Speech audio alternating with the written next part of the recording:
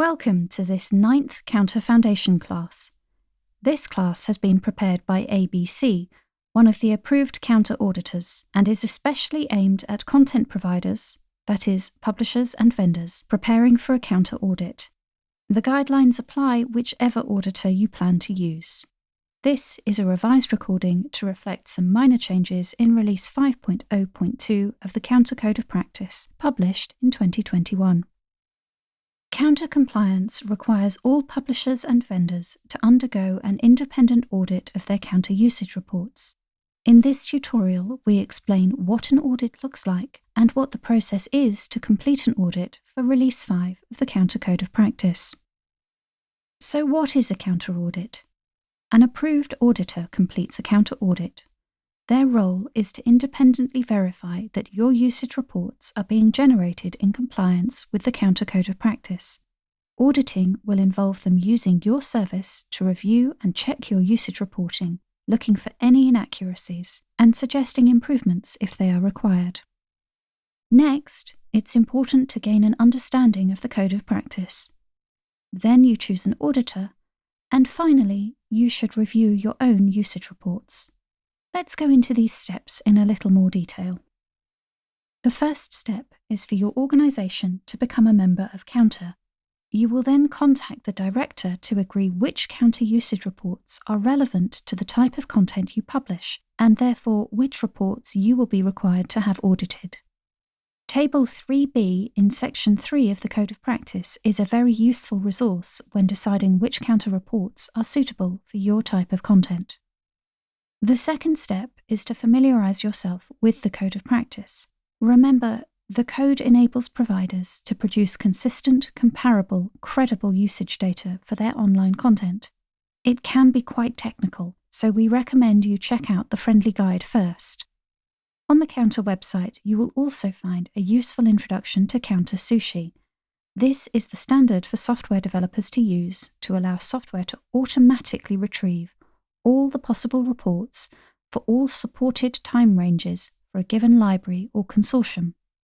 When reading the Code of Practice, it is very important to review Section 3, the technical specifications for counter reports, and Appendix E, the audit requirements and tests. These can all be found on the Counter website.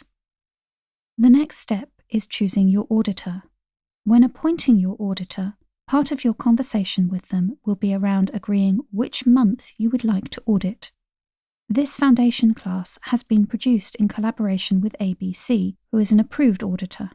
Contact details for all of the approved auditors are available on the Counter website. We will also accept an audit by any chartered accountant in the UK or CPA in the USA or their equivalent elsewhere.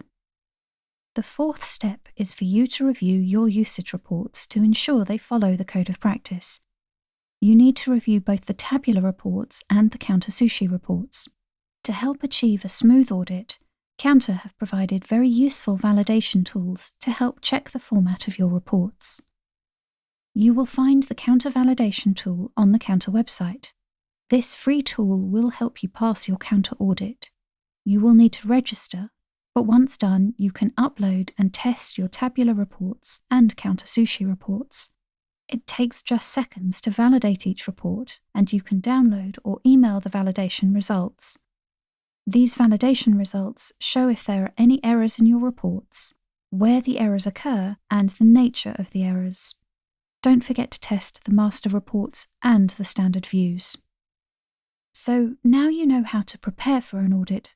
Let's take a look at what a typical counter audit looks like. A counter audit follows a 3-stage process, and here's what you can expect in each of them. In Stage 1, your auditor will start exploring your site, understanding how their activity will produce specific metrics and confirming how these metrics are reported. They will need your help in providing login details and appropriate access rights, and they may have some compliance suggestions for you at this stage. In Stage 2, your auditor will create activity on your site as if they are an institutional user. This will populate your usage reports for them. In Stage 3, your auditor will download the usage reports based on their activity to check them against the activities they undertook. they will be looking to confirm 3 things in accordance with the Code of Practice. First, that the figures are correct.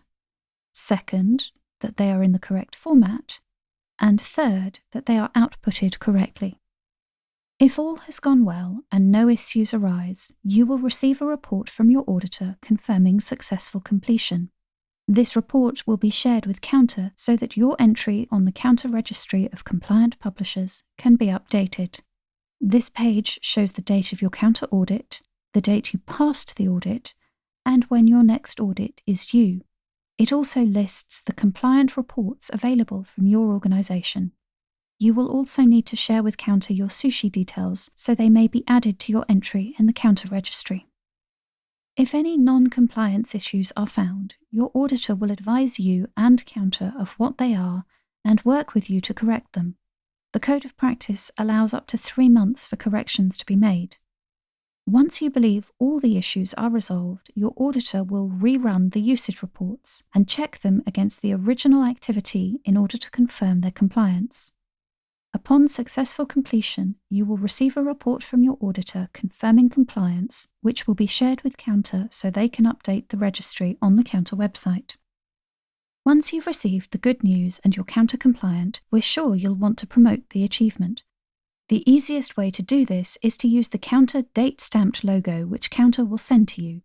You can use this in your promotional material, on your website, and in your email signature. The date-stamped logo must link back to your entry on the Counter Registry of Compliance. Counter will also ask you to provide all the information they need to complete your entry in the Counter Registry of Compliance. This includes the details of how librarians can contact you if they have queries about your reports, and how they can obtain the details they need to harvest your Counter Sushi reports. The time involved in completing your Counter audit is partly dependent on the number of usage reports to be checked, but it will typically require around 3 months to complete all 3 stages of the audit, assuming everything runs smoothly. The word audit might be a little frightening, but these steps, coupled with the information provided in the friendly guides and other foundation classes, should help ensure it's something simple and easy to do. And remember, as one of the approved auditors, ABC is here to help you every step of the way. We have many other resources you might find useful. On our website, projectcounter.org, you will find our friendly guides, including the technical guide that introduces the audit in more detail, and our YouTube channel carries classes on many different aspects of the Counter Code of Practice Release 5.